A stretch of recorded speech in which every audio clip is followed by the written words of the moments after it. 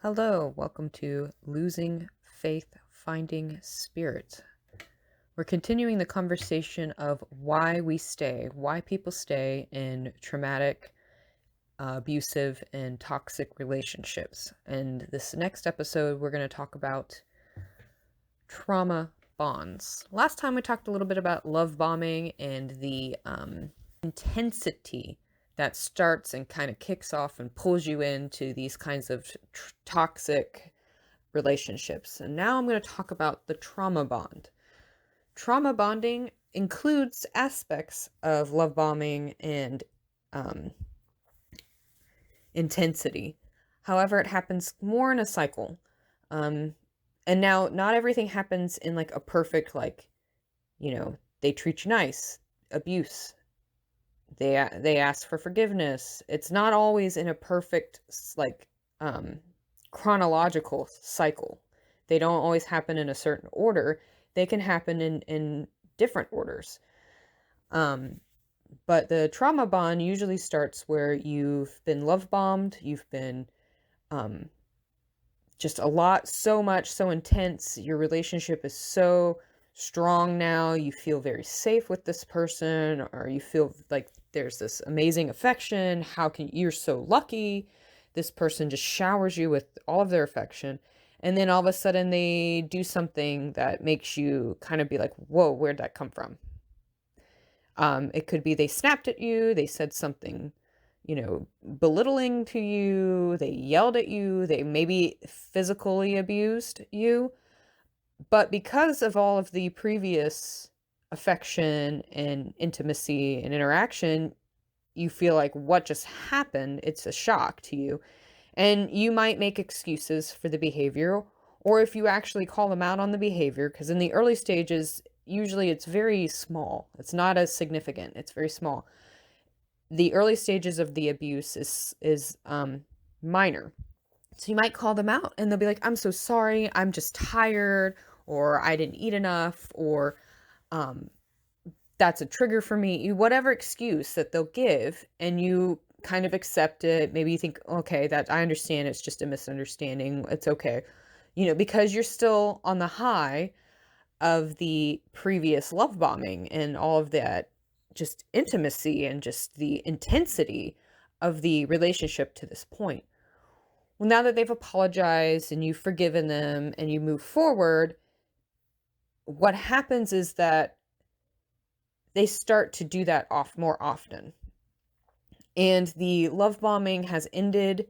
The intensity has shifted from this loving and caring kind of person to either someone who's more cold, maybe more standoffish.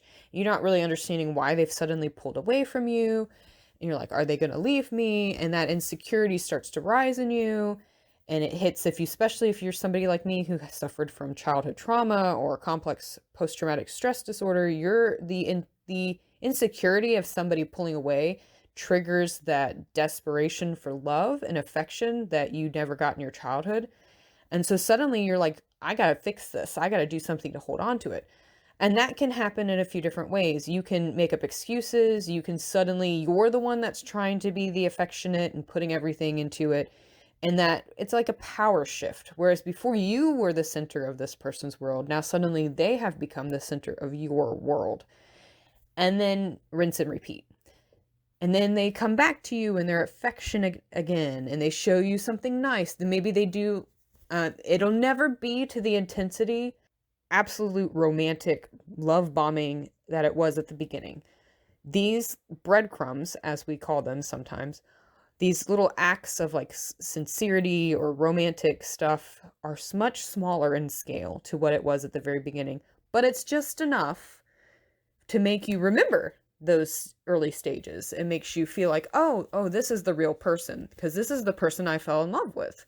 Oh, he brought me flowers today out of nowhere. Like, we didn't even have a fight and suddenly there's flowers. Or, he did this really super kind thing for me that I wasn't expecting.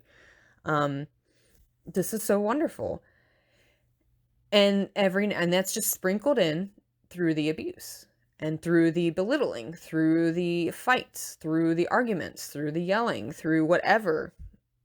There's a there it punch a hole in the wall one morning, and then the next day you've got flowers everywhere, and it's a romantic candle at night.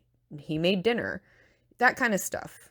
It will never be the intensity, and it will never be to the level it was at the beginning, but it's just enough, even if it's super small and just enough for you to have that hope. Trauma bonding is all about the hope, the false hope that this person will change. If it was bad the whole time, it'd be more obvious and you'd be like, yeah, I would want to leave. But because this person shows you glimpses of the possibility of what they could be and what it was at the beginning, you feel trapped and you want to stay because you have this hope that maybe this is the real change this time.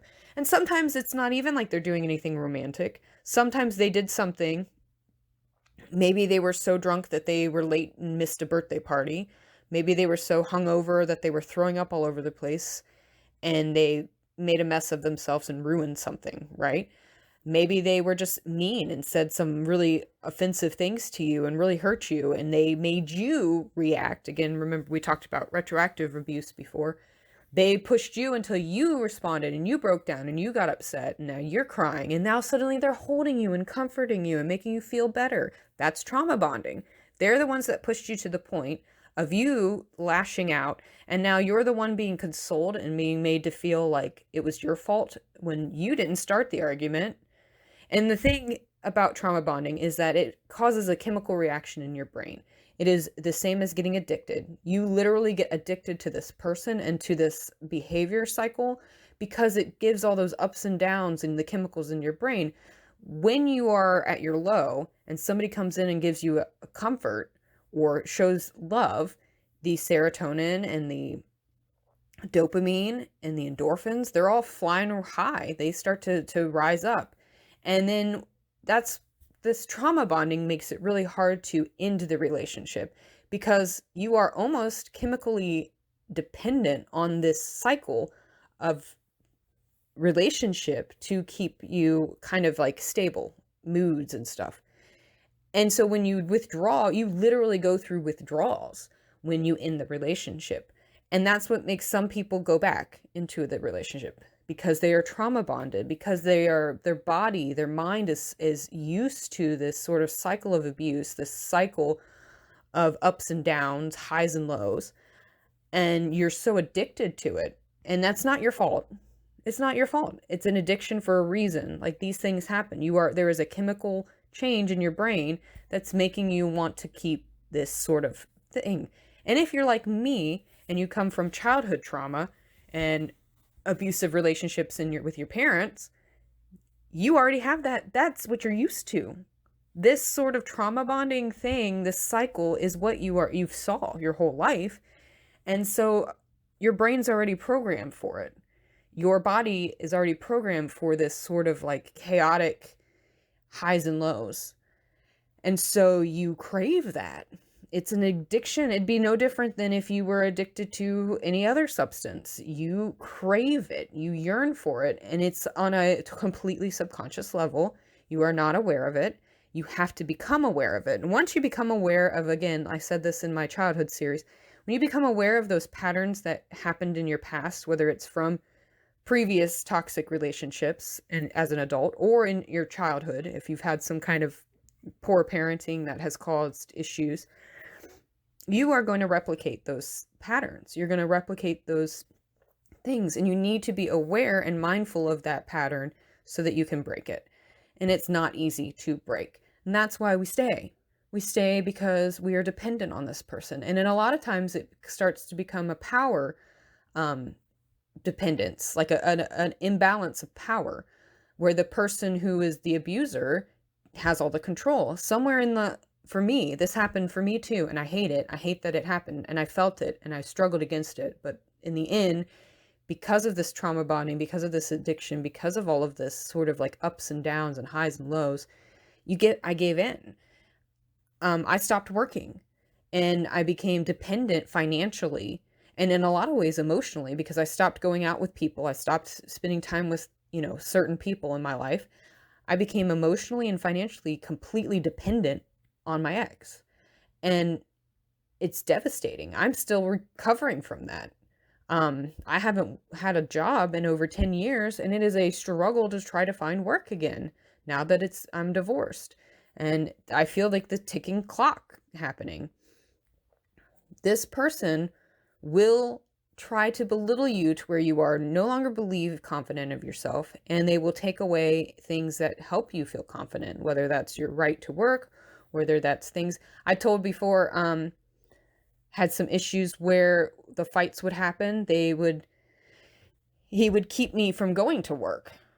And then I'd be late to work, and that would be come off of my pay. I would be, that reflects poorly on me, because he absolutely would not let the conversation in. And his logic that he'd use, the excuses that he used, the reasoning is that I'm more important. The relationship is more important than anything else, than the job, than whatever. And while that's can be viewed as romantic, it's not actually healthy.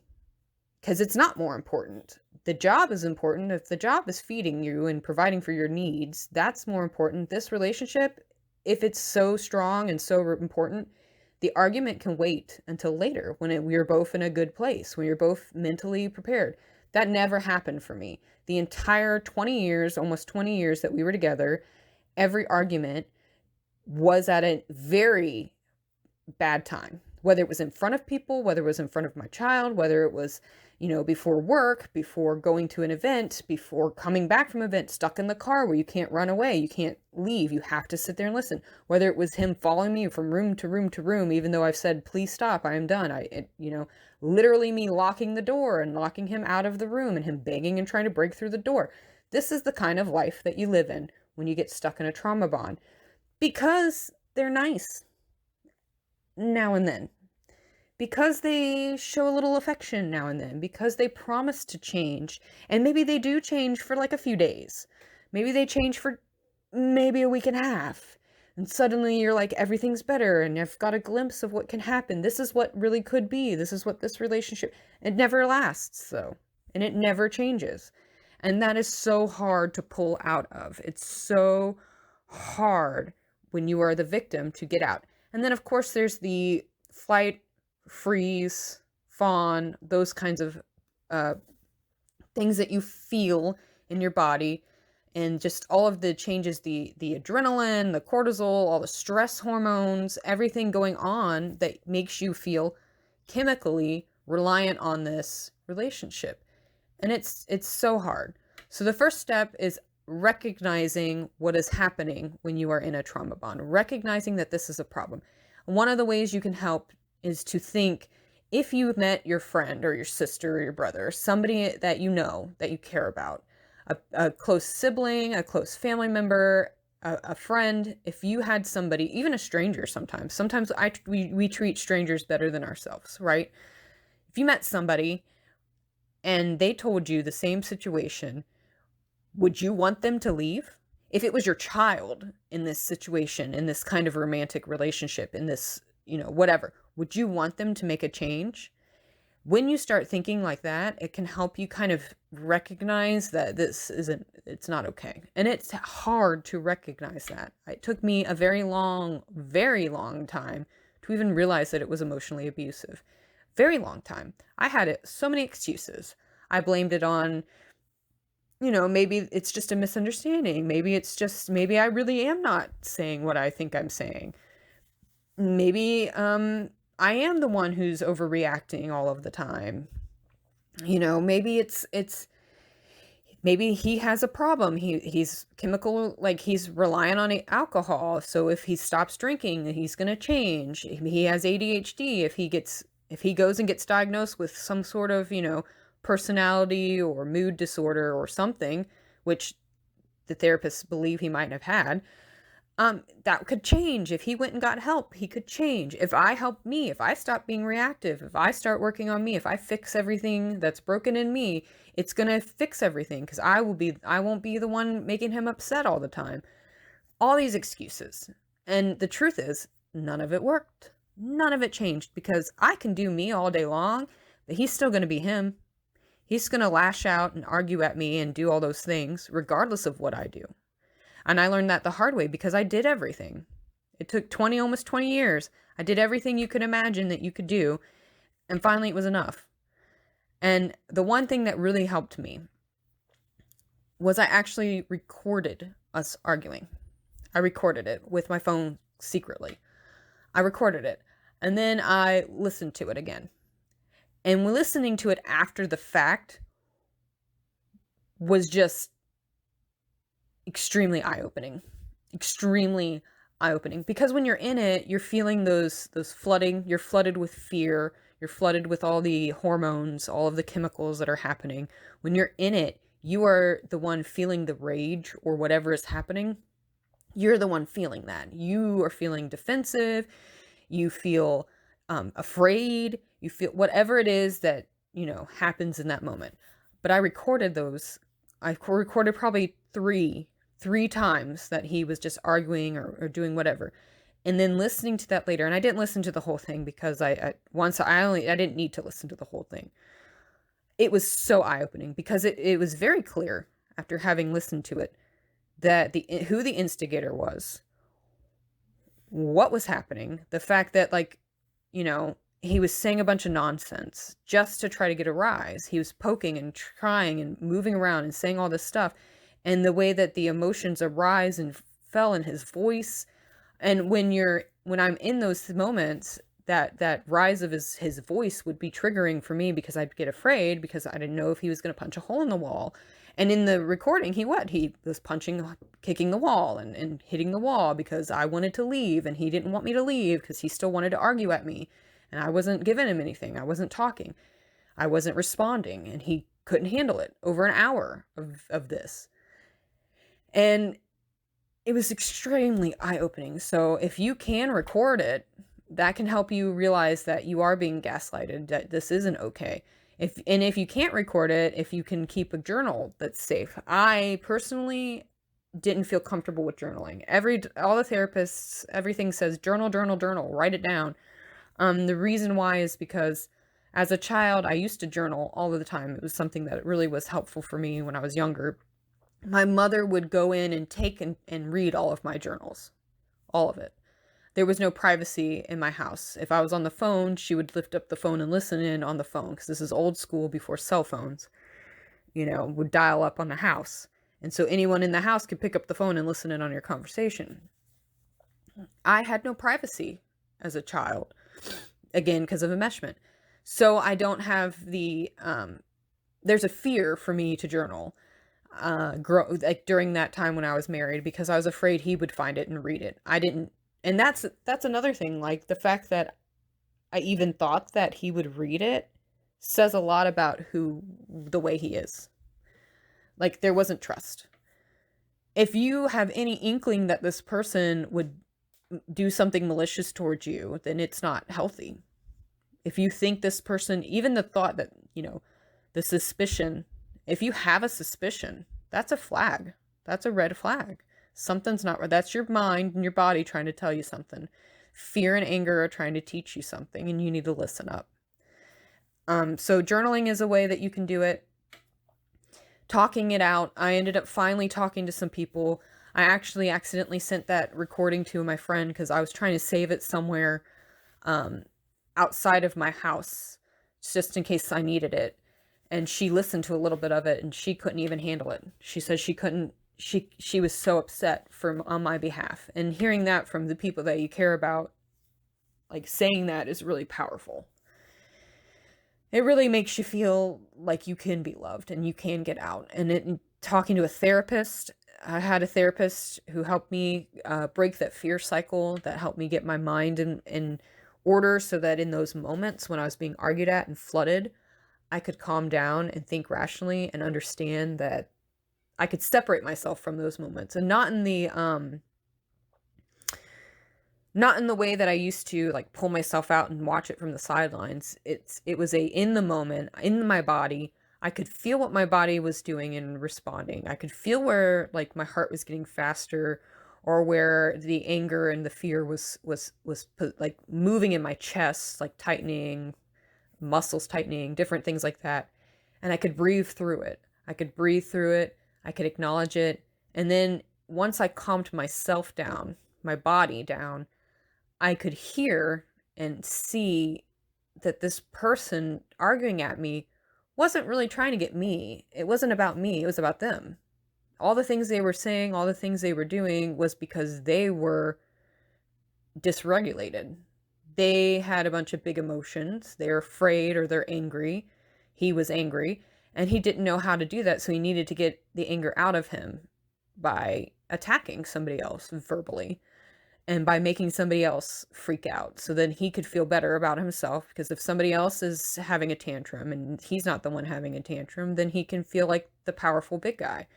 And so once I started to pull myself out of that and get calm and see it from, almost like I said before in one of my other videos, like a writer watching this happen, or a reader watching this happen to a character from like a third eye view, I suddenly realized that it wasn't about me, and it was easier to let go.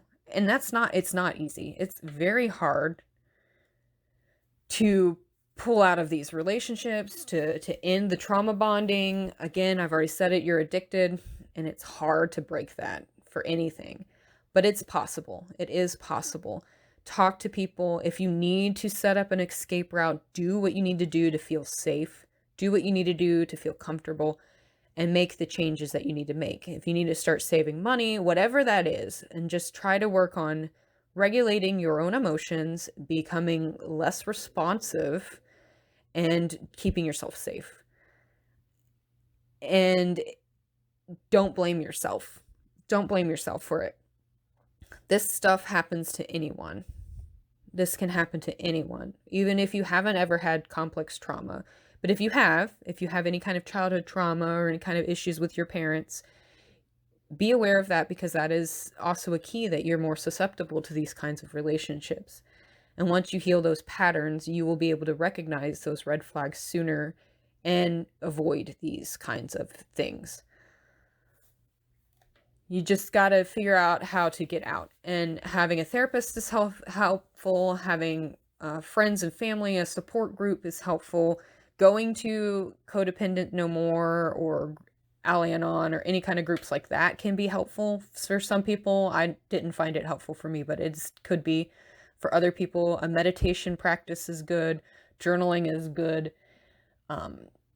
Self-help groups, self-help books, all kinds of, there's YouTube channels, like you're listening to this right now. Like there's resources out there that you can find that can help you validate your feelings. Start with validating. You are not bad for falling into this relationship. You are not a bad person. You are not to blame for what has happened to you. You cannot control other people. Only they can control themselves. You are only responsible for your own actions and reactions, and getting control of yourself is very powerful, and it will help you be able to brush those kinds of nonsense things away, and it'll help you break the pattern. And when you do end the relationship, you have to either go completely no contact with this person or gray rock. I cannot go no contact because I have a child with my ex. So I have to try more of a gray rock approach.